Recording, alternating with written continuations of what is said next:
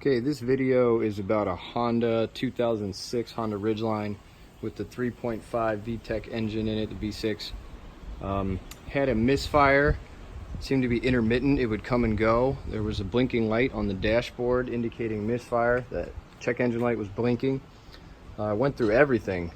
So first I thought it was ignition coils. I started switching the ignition coils, but that didn't stop it. In fact, every time I did it, it made more cylinders go into trouble. So I did 6 new ignition coils, 6 new spark plugs, still throwing error codes for cylinder misfires.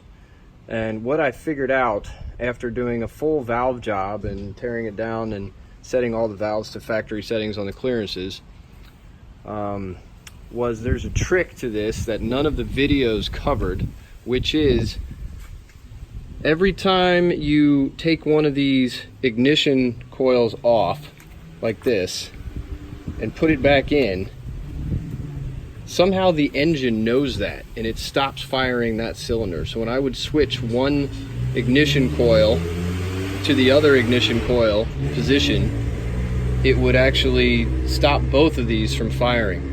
And I found that the way to reset it is every time you take the ignition coil off, you have to remove the negative side of the battery. You can do it, I think it's like 10 seconds or something. I think just removing it and putting it back on, and somehow that resets the engine's computer to start using whichever cylinder that you had just done that from.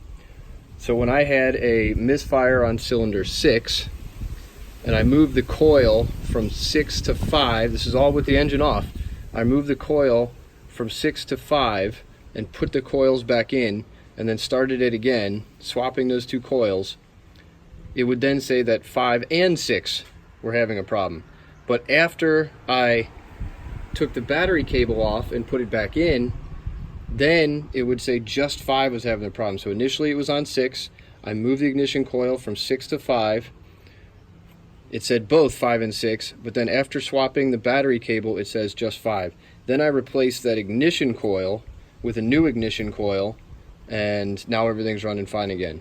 So little trick about Honda engines, I didn't see it anywhere else on the internet. If you've got the Honda 3.5 and you're playing with the ignition coils, pulling these electronic connectors in and out, take that battery off after you make your adjustments and put it back on. Somehow it tells the ECU that this is okay to run on that coil again.